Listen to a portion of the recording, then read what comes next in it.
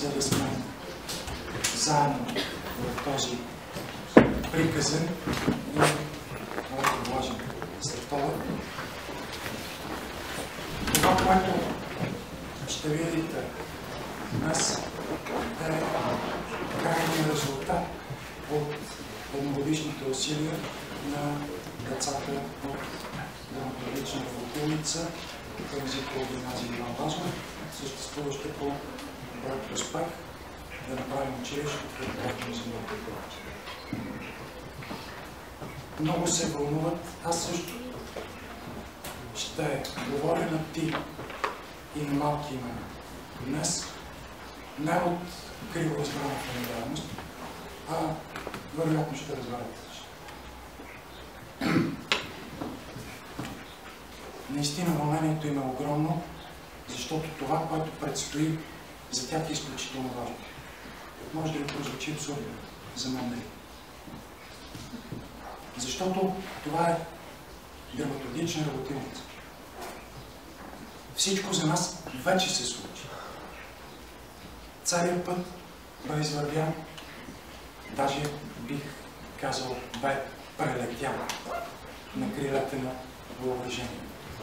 Но, понеже имаме и деца, които са наистина родени за сцена, си струва и да се демонстрира по този начин, а не в варианта текста.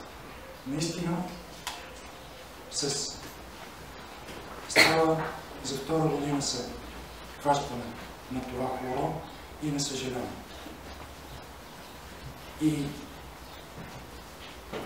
пътя, който трябва да се извърви в една такава история, е наистина най-дългия възможност. От идеята до факта.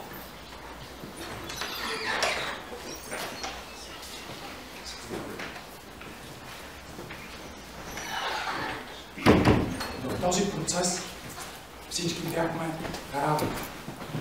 И това, което ще видите днес, е плод на общите усилия. Никой не е имал последната дума. Всеки от участниците в ателието е дал своя принос за това нещата да се случат. А най-интересното беше точно пътя насам. Тази пълна зала. Имаше спорове, обсъждания, идеи, които започнаха да се реализират, после се трансформираха, за да излезе накрая текста, който оживя в мислите, съзнанието и душите на тези хора. А това е нашата цел. Не един абстрактен текст или не един готов текст, който да бъде драматизиран. Да, миналата година за първи път подходихме към това, за това взехме готова идея, творчески преработиха децата и се справиха отлично. Тази година всичко е абсолютно тяхно творение, за което искам безкрайно да ви благодаря. Но искам да ви помоля вас за не чак толкова висока критичност, защото това са творци, драматурзи. За вас специално ще влязат и в ролята на актьори. Но тяхната роля е друга. Тяхната роля е да сънуват или по-скоро да мечтаят дадени нощи, да се носят на крилете на въображението си и образите, уловени в безсънниците и прозрението, да ги претворяват на белия лист.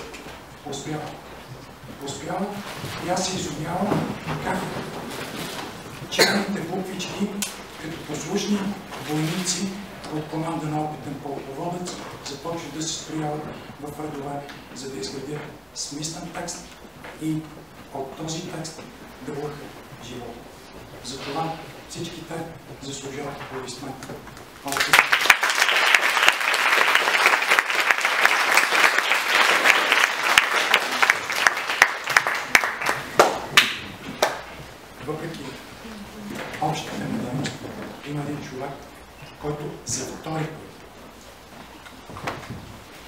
се осмели да полети към Слънцето. На творческия труд и не се страхуваше, въпреки че крилата му на пръв поглед бяха съшити от пера и восък. Не се разтопиха. И този път. В всяка думичка, която ще чуете днес на сцената, топти сърцето на един изключителен творец, който с въображението си може да прави чудеса. И това е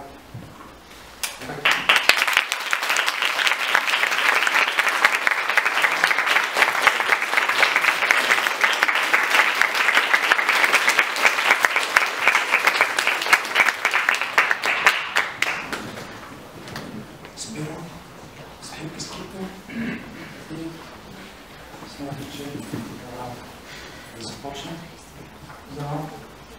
да се насладите и както на всяко театрално представление, последните 20 години бях на едно.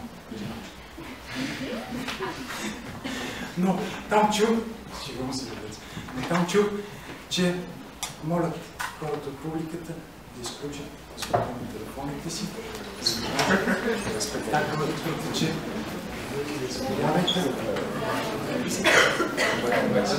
за да може спектакълът да протече така, както може.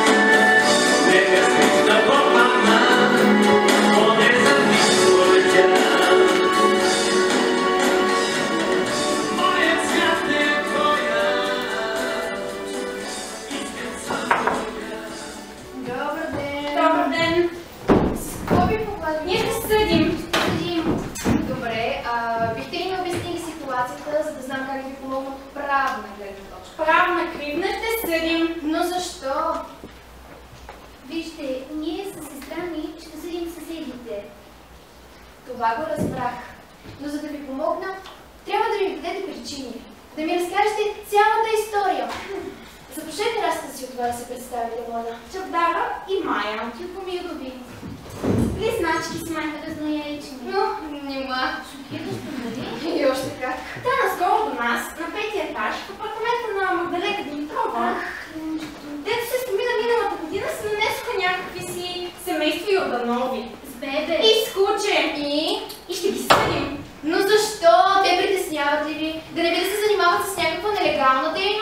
Вижте, проблемът е изключително сериозен. Ама моля ви, какъв е проблемът? Аз съм учителка. Малките звърчета ми тровят нервите по цял ден. Госпожо това, госпожо онова, госпожо може ли до туалетната? Знаете ли, що са перспективи звърчета са днешните ученици? Знаете ли? По 3 пъти на час. Като рекордьорни се опита се стопят, ще излезе по-малко тежест, отколкото от малките животинки. Знаете ли как се чувствам аз? Знаете ли? Отгадвате ли дори как се чувствам? Дори не опитвам. Чувствам се... Зле се чувствам. Много зле се чувствам. Така ли? Добре. Ищецът се чувства зле. Записвам си. И сестра ми ще потвърди. Кажи им, бе, майче. Зле се чувства. Вижте, моят проблем е, че напоследък не мога да си настроя чакрите. Вселената ни трябва да чува. Аха! Вселената значи. Представяте ли си? Сядам, стойка лотос, а бамати ми свещи, растенията ми шептят, ждат ми пее в пълен покой. О, мани падаме хум, кучишки лай бебешки ред. О, мани падаме хум, кучишки лай бебешки ред. О, мани падаме хум, кучишки лай Прилуда. Но пък шептещите растения от своя страна си друго нещо. Нормални са си. Радвам се, че разбирате. Това ми е работата. Имам един последен въпрос обаче, преди да повдигнем дело срещу семейство Йорданови. И кучето. Все пак имаме 3 котки. И златна рибка. Пощорели са. И рибката е някак тревожна на последно. Семейство Йорданови и кучето, дето плаши котките и тревожи рибката. Така, аз да ви попитам. Вие разговаряли сте с Йорданови до сега? Да се разберете. За Бога не. Не сте. Естествено, че не сме. Как можах да допусна, извинете? Катрин! Моя любима Катрин, не сме забравили, нали? Райчо, ангел, велото ти е след седмица! Просто мисля, че Райчо тук сега. С пистолет! Реших да намина просто така предварително, защото Катрин въобще не ме сходи в затвора. Разбираш ли, ма? Знам! А сега махни това чудо от мен! Не става така, аз трябва да съм сигурен. Райчо, ако убиеш адвокатката си, кой ще те защитава след 7 дена? Ти добре си адвокат. Ама май забрави, че вече трима ги пратих с гроба. Да, ти не иска да гледаш репчиките отдолу, нали? Под земята? Аз вече нищо няма да усещам, Райчо. Ама ти много добре ще усещаш до животната. Аз просто реших да намина, нали? Нищо лично. Да, хайде, изчезвай преди да стига охраната!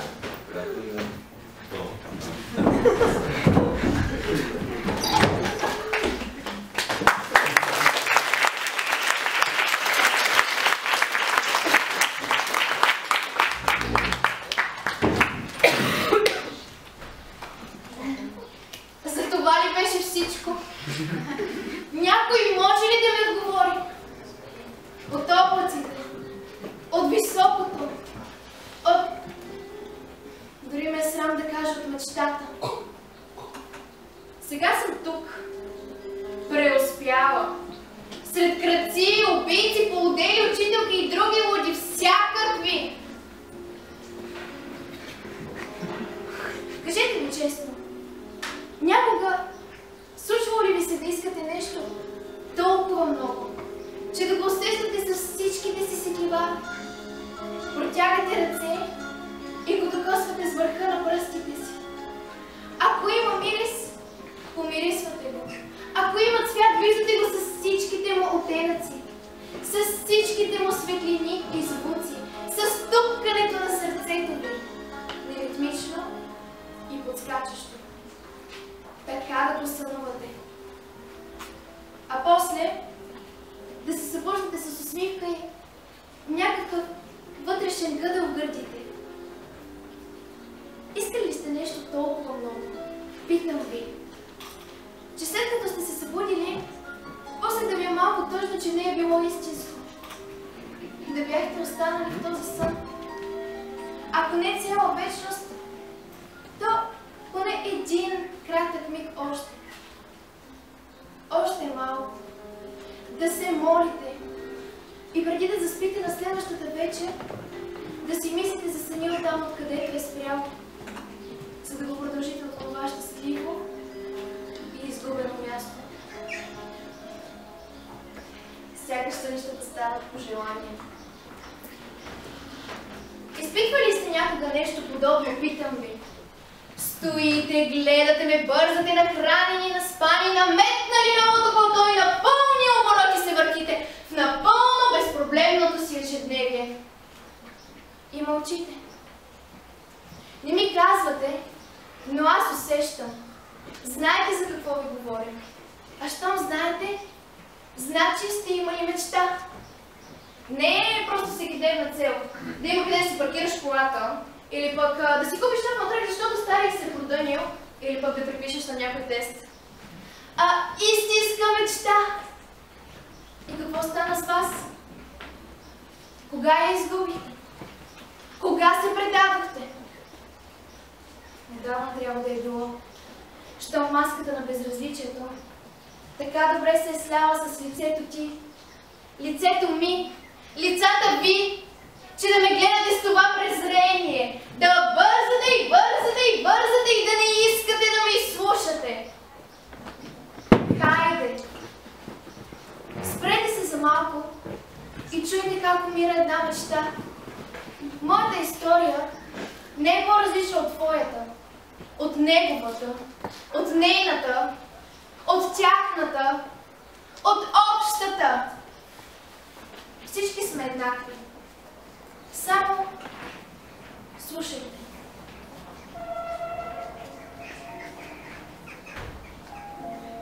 Тогава бях на 17. И мечтаех, и имах идеал и идея. И светът уби тази мечта. С грабчия смачка и приземях и ми тъпкам. С гроздото си зачервено лице, с очи пълни с презрение, светът я гледаше как умира. А аз умирах с нея. И всичко това, защото светът не успя да преживее моите идеали. Не исках нищо материално. Не молех за пари и власт, а просто търсех онова, духовното, освобождаването, късането на веригите и политането срещу гравитацията. Моят начин беше писането. С него летях. Оказах се единствената птица в лятото, която летеше заради самото летене. Останалите летят просто за да оцеляват. А моят най-голям страх беше да живея просто оцелявайки. Наруших законите на света. Човекът явно е създаден само заради материалното. Само за да яде, само за да пие, само за да има мебели около себе си и други хора, които да съди, унижава, обича и унищожава. И днес ставам, обичам се запуска дежурна целка по въздуха с моя съпруг, адвокат, на работа монитори, взиране и после обед, и после пак същото взиране, писане на документи, потягване на карта, стискане сделка и после вкъщи вечеря и лягане. Пак същото ставане. А някога само какво вярвах. Но вижте сами.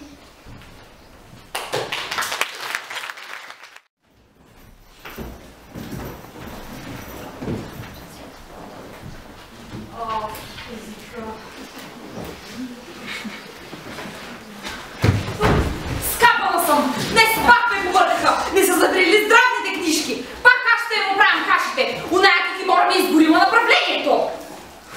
Да, добър ден и на теб, мама! Лекарството на баба Митка за 3 месеца, направлението за очен. Ами диспансерните! Да не забравя списъка с бързи известия за болни от шарка. Мамо! Да се заведе възможно най-бързо до дежурния епидемиолог. Мамо! Искам да ти кажа нещо. Слушам. Вчера четох за чайките. Не ме разсейвай! Те са шампиони по Прах за пране, топедосирене, ригън, белгийски шоколад, блатове, филирани бадеми, да. Трюфели, петифури, всичко е тук. Те са шампиони по земно обикаляне. Например, полярната чайка прелита 10 000 мили всяка пролет и приключва пътуването си между пустини и топли земи. Не, нещо забравям. Мислех си, че... Нещо много важно е, сигурна съм. Мислех си, че те може би са най-щастливи. Скарините! Какви скарини, бе, мамо? Как можа да забравя скарините? Сега какво ще сготвя за семейство Любие? Пациентите ме чакат! Долу има 20 човека! Аз забравя скарините! Защо скарини? Никога не си готвила скарини. Катрин! Семейство Любие! Любие? Братовчетка ми, която се омъжи във Франция! Лена Равка от Кутел!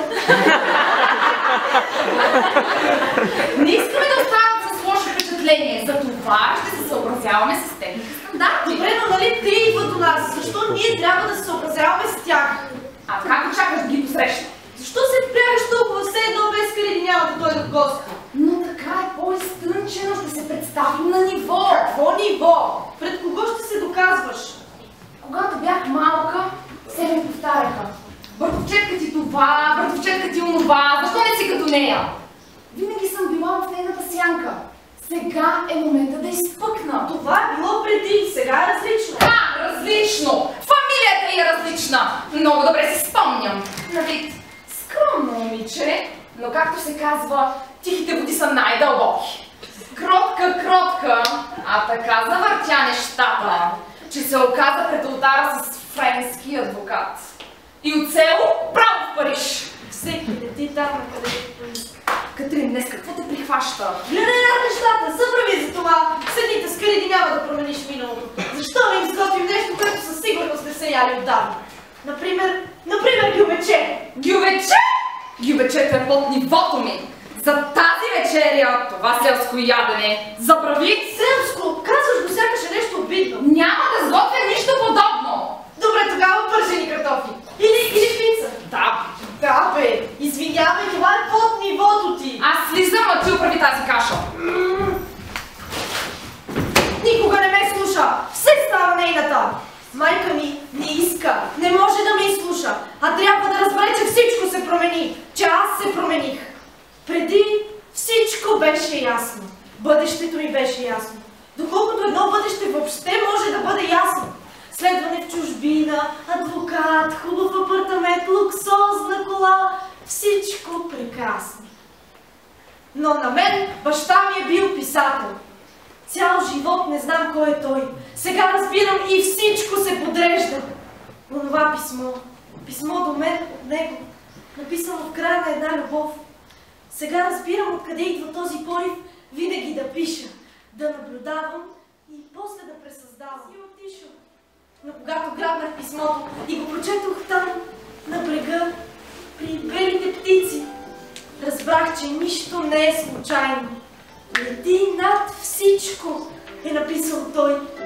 И не се страхувай от високото. Птиците, чайките и техният волен живот. Аз ще летя като тях, само почакайте. Не пари искам, а свобода и любов. Искам да пиша, значи да дишам. Искам думи, илюзии, смисъл.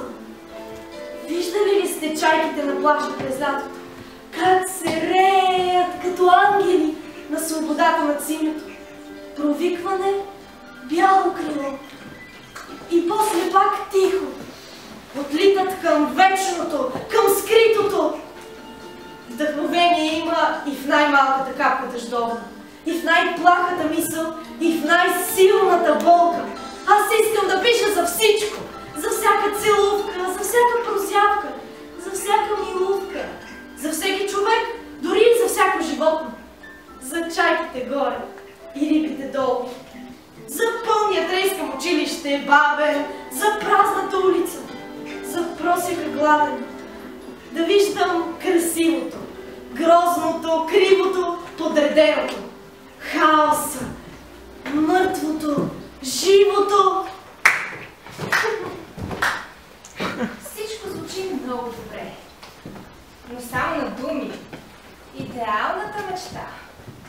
Само че как ще живееш с нея? Идеалите не се ядат, не стават задъвкане и от многото обяснения стават и леко безвкусни. А и какво те прихвана внезапно? Съвсем доскоро имаше други планове, разумни планове. И не се налагаше да седиш и да си блъща главата в шарен страна на фантазиите.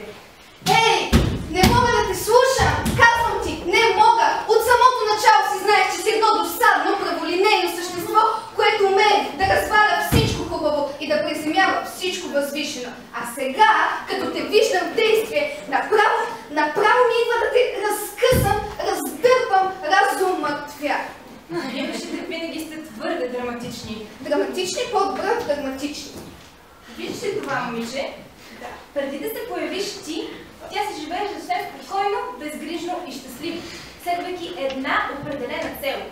Цел, която би направила и нея, и майка и щастливи.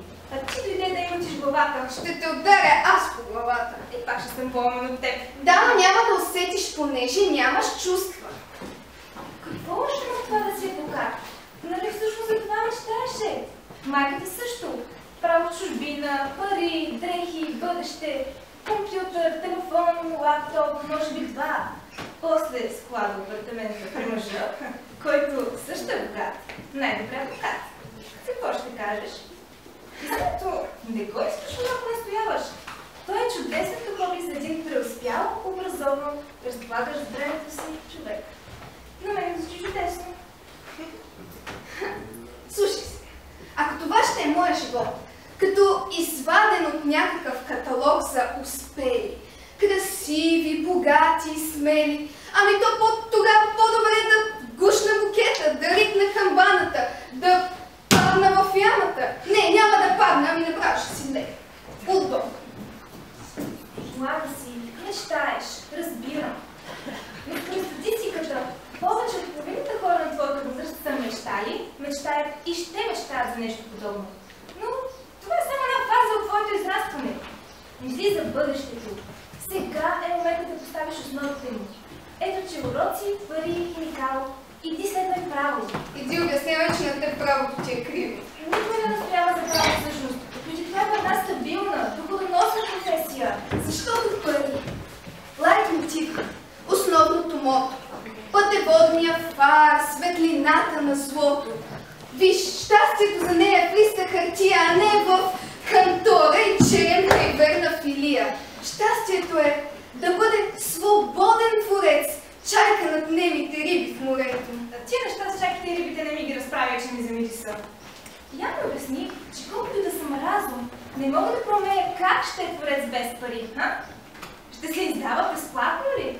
Ще живее от писане и ще не книги. И за писането се искат пари. И случайно, като ги продава тия книги, нали пак ще печели пари? Ще ги дава за благотворителност ли? Вимаш ли сте толкова двулични?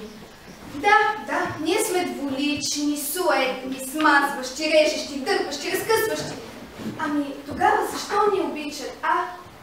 Виж, не унищожавай това момиче. Тя е идеалист. Ние имаме нужда от идеали и от идеалисти с криле. Пусни я, помогни. Не мога, защото знам какво ще стане с нея. Знам как се ще заде заедно с парацалите и идеалите. Животът не е само красиви илюзии. Животът е работа, очаквания, надпревара, време, което все го няма, пари, които все ги няма. Ще наделея. И така ще й помогна. Разумът звучи съвсем прав, нали? Да.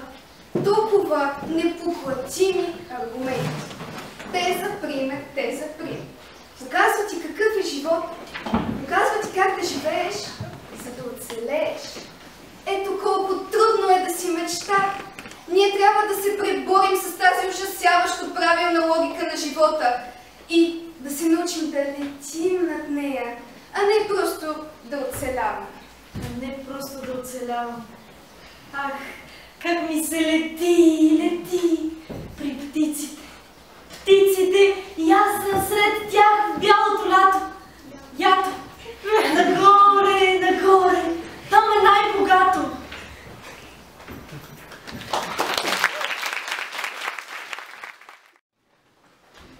Браво ти, колко пациенти имам вътре.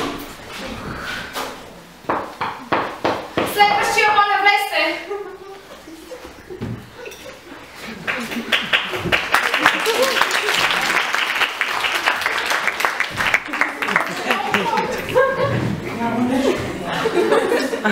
Здрасти! Добър ден! Ох, най-накрая слезе. Аз чакам от 4 часа.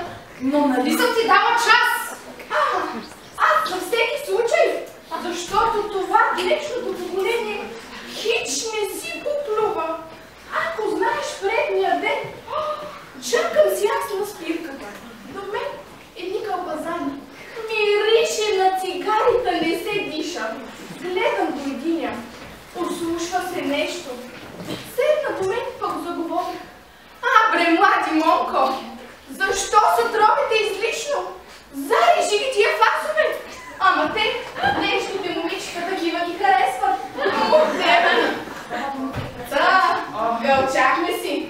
И по едно време чантата ми я няма. Ще видите една пенсия. Цял месец я чакам. За лекарствата ли? За внуците ли? За кое по-напред? Пък ако знаеш, бутат се във рейсите никакво уважение. Бабо Митке!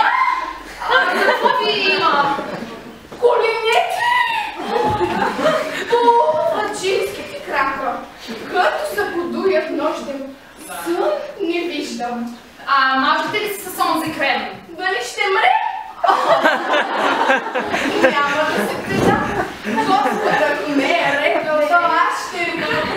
Баба Митка ще види летящата кола. Не, за крема питам! Кръста?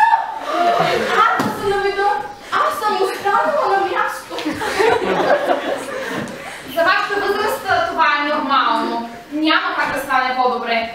Сега ще ви предпиша едно лекарство. Това го пиете сутрин, а това вечер. Но да не ги объркате. Гледайте. Убаво. Какво си писала? Аз ще бях успешна. Изчакайте се реда, моля. Влазе, чадо, ние сме готови.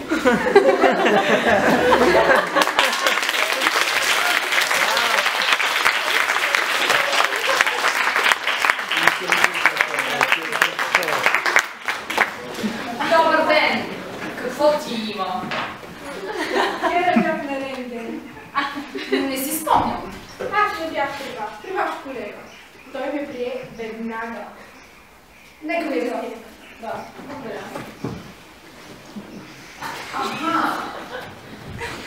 Да. Как се казвате? Елена. Така, Елена. Фрактура. И как стана това? Падна. Кога? Вчера.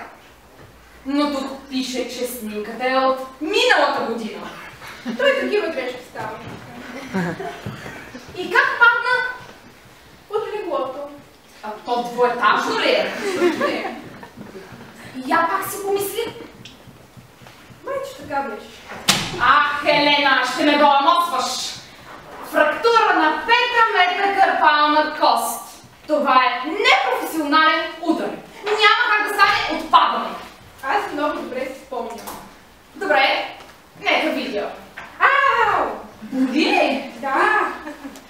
И каква е болката? Остра. Остра. Нека видя дясната ръка. Тя си е добре. Вижте какво ще ви предпишам. Другия път, когато идвате, се уверете, че снимката е актуална и най-вече твоя. Добре ще да знаеш, че това е дясната, а не лявата ръка. И моля ви, напуснете!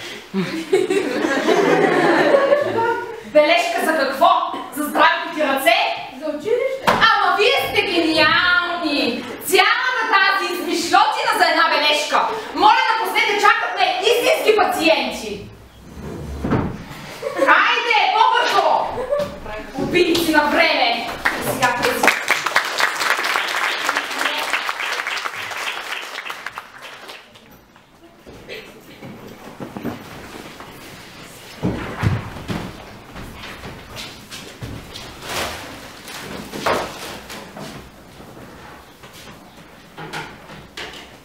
Мамо?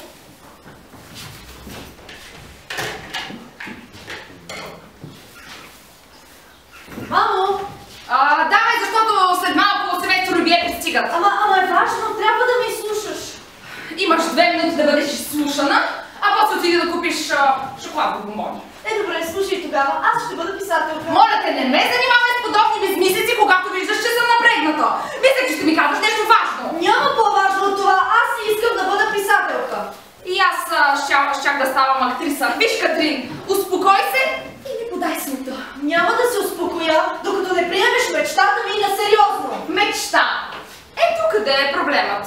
Катрин, имаш ли представа хората за какви неща мечтаят през половината си живот? А? Но нека ти кажа една тайна. Тези мечти не се сбъдват. Разбираш ли? Такъв е светът. Беше така. Нямаше да има хора на изкуството. Например, Лилия Каменова, любимата ми писателка. Когато чета нейните книги, знам, че всичко може да се сбъдне, стига да мечтаеш. Сякаш само хората на изкуството могат да мечтаят. Катрин, солта, дай я сега! Не, разбира се, но сега говорим за това. И ако си мислиш да ме разобеждаваш заради парите, бъдещето и така нататък, откажи се. Аз съм различна от теб и моята мечта не е да сготвя скариди за семейство Рюбие. Не смей! Не смей да ми държиш такъв тон! И не ми говори какви са моите мечти и за какво да не те разобеждавам. Аз съм човекът с опит и аз ще ти кажа какво да правиш. В такива среди не знаеш как се преуспява. Баща ти ни заряза заради... Значи заради това било, заради баща ми. Не можеш да приемеш факта, че аз може да се занимавам с нещо, с което и той се е занимавал. Или се занимава. Не, че някой... Не смей! Не смей да ми държиш такъв тон! Аз съм ти майка и аз ще кажа дали ще си писателка. И казвам не! Аз ще стана писателка!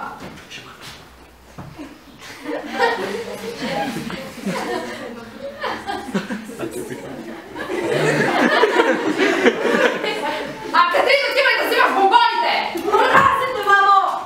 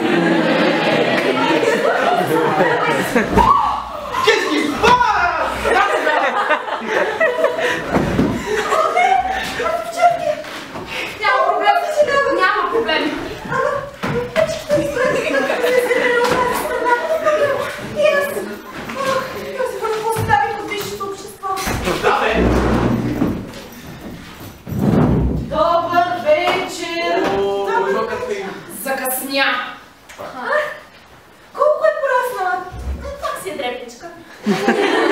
Жизел, помниш братовчетка си Катрин, нали? Сега, като сте пораснали, ще може да се допаднете изцяло. Да започваме с вечерята. О, както не съм гладен. Скари! О, скъпа, прекрасно! Разбира се. Нямат нищо общо с тези, които ядохме в едно ресторанче на брега на Сена. Ама разбира се, но пък хайверът е първокласен, ще ви хареса, вносен е, много е скъп. Погледни!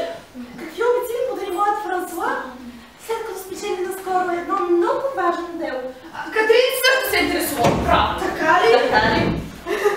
Да, сега учи езици. Отличничка е. И ще замине за чужбина в някой университет. Жизел вече я приеха. Нима?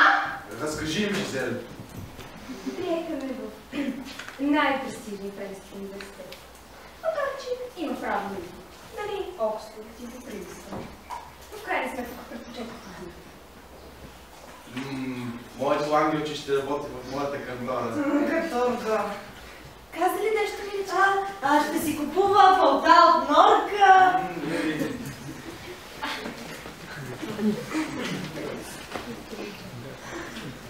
Виното е превъзходно. Жизел, разкажи ни още малко. Катрин те прекъсна малко грубо.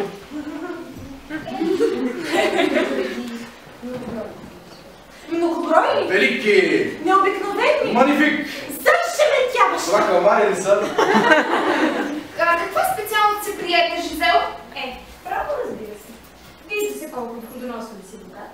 Както живот прида. Oui. Ще имам спокойно и богато бъдеще. Кафи, разкажи малко, какво ще правиш ти в живота, какво искаш да се занимаваш? Аз ще бъда писателка. О-ла-ла! Не знаех, че си имам една толкова сладка и малка мечтателка. Посредствена ли? Ще дам... Къски спас!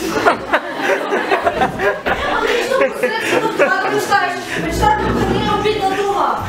Как ми, миличка, никой не се е опитал да те обиди? Аз нямам нужда от сума пари и куп грамоти, за да съм щастлива. Странно.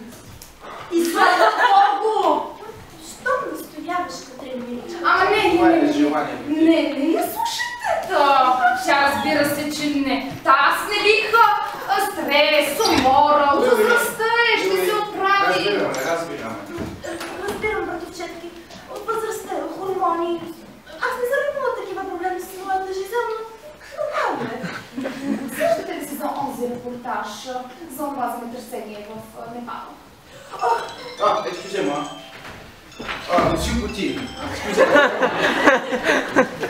Алло, Володка, здравствуй. Я за. Давай да свидам. Тези събития отекнаха и в България. Дори в училището на Катрин имаше кампания. Да. В училището на Катрин имаше кампания. Но Катрин, разкажи ни за...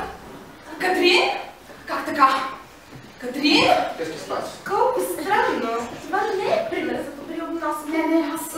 Може би нашият разговор не се е толкова интересен за малката ни мечтателка. Или пък е бил прекалено сложен. Не, сега се сещам. Нещо от училище, някакъв проект. Може би е казало довиждане и не сме разбрали кога е излязла. Странно, че правят проекти с това време на денонощието. В училище изискват много от тях. Oui. Време е за десерта. О, едва ли ще намеря място за десерта. Заповядайте. Ние трябва да тръгваме, обаче извинете, много сме натоварени ваши изделки. За мен. Ние спакуваме, разбирате, мадам. Отново, Да, разбира се. Довиждане, господин Рубие. Приятно ми беше. Браво.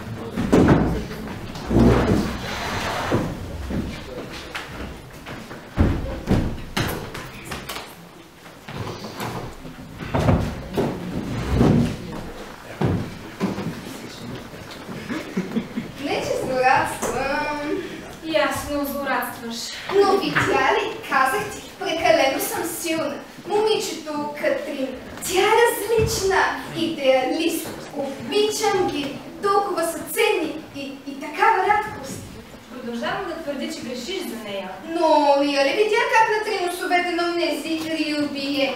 Тя не се притесняваше да отстоява позицията си и да защити мечтата си. Защото на думи всичко е лесно.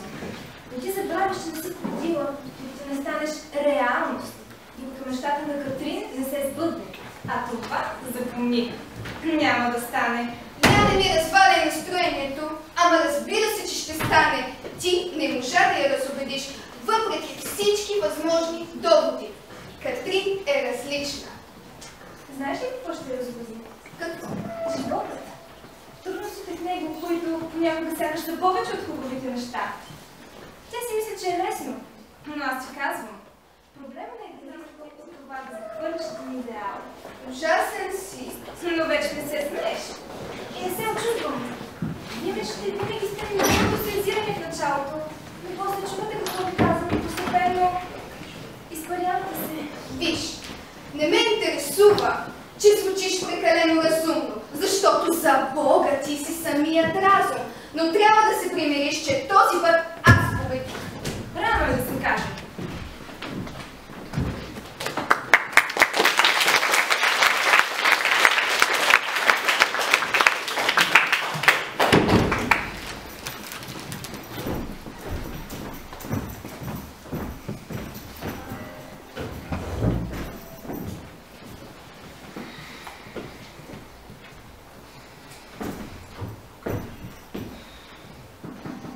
Малка си още, момиче. Може след 10 години пак да ме потърсиш с нещо по-добро. Нямаш представа какъв бизнес е писане. Ще те изядат, както акула изяжда драгните реки в океана. Но аз не искам да съм риба, а чайка! И късмет! Имаш талант! Нямаш опит.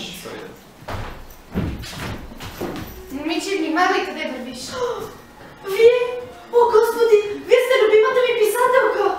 Имам всичките ви книги и искам да стана като вас. Колко досадно! Виж, малко, откажи се от това да имитираш някого и направи нещо оригинално. Аз нямах предвид да ви имитирам. Нека позная. Ти си поредното хлапе, което решил, че е много лесно и забавно да си писател. Сега обикаля издателствата с някое посредствено романче и губи времето на истинските професионалисти. Не точно! Не. Да, няма значение, не ми губи времето. Просто мечтата ми е да пиша. Имаме си мечтателка. Слушай, ако си мислиш, че в този бизнес има място за мечтатели, грешиш. Това е надпревара малката. Катрин! Няма значение. Измисли си Цедрин. Това е надпревара и повечето са прекалено милички и бавни дори да участват в нея. И ти ми изглеждаш такава. Няма време за теб. Но вие сте Лилия Каменова, любимата ми писателка! Може би всичко е било чисто и просто една наивна мечта. Майка ми каза, подавам документите в университета, приемат ме право и праща романа си на всички издателства. Ако го одобрят, писател. Ако не е адвокат. И ето, че четвърто издателство ме отхвърля, а в университета ме приеха. Но как да се откажа от мечтата си? Дори любимата ми писателка, тя не е идеалист. Как може такъв ужасен човек да напише тези красиви книги? Това е двулично и ясно. Какво става, всичко наред ли? Приехаме в университета. Ами издателството какво стана? Нищо. Няма да издадат романа ми. Но те са луди, всички издатели и писатели станаха по-удели, щом отхвърлят такъв роман. Мисля, че аз бях луда. Но край с идеалите, край с всичко. Аз съм най-добрата ти приятелка и до сега не съм чувала да казваш нещо по-ужасно. Ултиматумът на майка ми беше ясен. И аз съвсем ясно се съгласих с него. И ето, всички ме отхвърлят, защото съм на 18, неопитна и така нататък. А за адвокат ме приех. Забрави за проклетото обещание, да си толкова талантлива.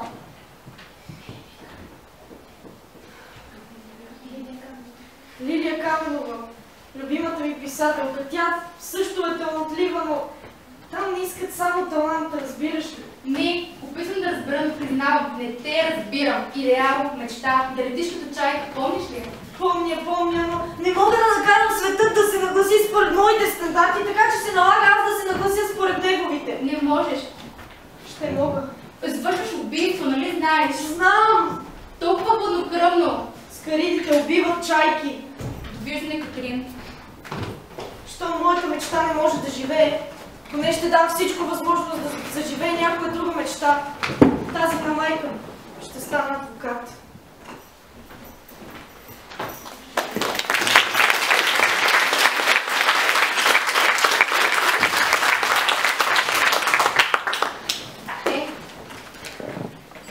Това беше краят на приказката. Драматичен финал. Всъщност, прозаично начало на една драматична шизофрения. Катрин, момичето, което летеше с чайките, отлетя същата вечер с Димон изгорените тетрадки, с стиховете и страниците на ръкопис на своя роман. От пепелищата на хартиените и криле се родих аз. Адвокат Бенева. Отличник на Випуск 1995 на Софийския университет. Проспериращ адвокат. Съпруга на конституционен съдия и майка на дъщеря кръстена на майка ми. А майка ми? Не мина и година и тя взе, че се спомина. Майко, ако ме гледаш оттам горе, да носи щастлива. Твоята дъщеря изпълни точка по точка. До последния детайл на чертаната от теб директива. А дали съм щастлива? Стига глупости. На кого му пука за това? Важното е, че съм успяла жена. Нали така? Но не си мислиш, Катерина. Напротив, благодарна съм ти от цялата си душа. Защото ако не бях изпървявал пътя посочен ми от твоята ръка, едва ли щях да разбера това, че няма сила на света, която да може да унищожи една истинска мечта. Да, след поредния безумен ден, прекаран с лудите и убийците около мен, когато настъпи нощта, а мъжът ми, мечта на всяка разумна жена, хърка в прегръдките на секретарката, аз не ридая. Не. Аз чувам шум от криле. Чайките на татко отново оживяват в мен. Светът е красив, а пъзелът на душата ми е подреден. Защото хвърлям маската на успяла жена и изливам върху листа своята душа. И тази нощ е така. Защото утре трябва да говоря със своята дъщеря и да я посъветвам как да продължи пътя към една мечта. Какъв съвет да й дам? Не знам. За нея нямам като твоя план. Всъщност, ще й дам това, което ми завеща моят баща. Хартиени крила. Разказът за моята мечта.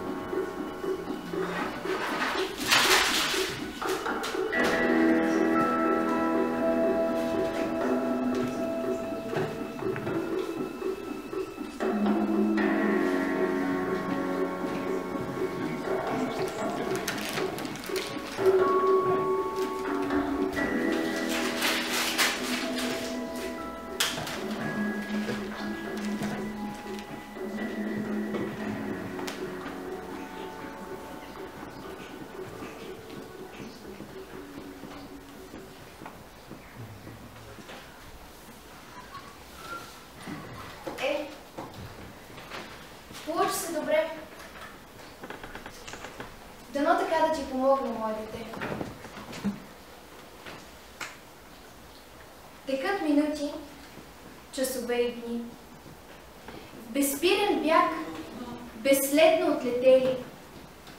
Как страшно в тези 4 стени ти блъскаш своите мисли по сибели и чакаш някого.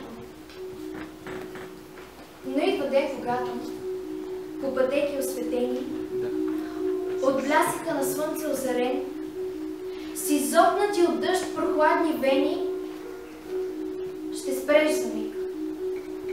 Внезапно, покосен от мисъл, младостта е изживяна. И как ли ще признаеш ужасен пред себе си, че тя е пропиляна? И истински все още не живява. Денят ти си подмерва пулс последен. И времето ще сграбчиш ти без жал, с трескави ръце и ужас леден. Към слънцето, с пресъхнали очи, съсипан, прежадняващо се катериш. Но слънцето жестоко ще мълчи и нищо много няма да намериш. Защото си съвсем обикновен човек на средна възраст.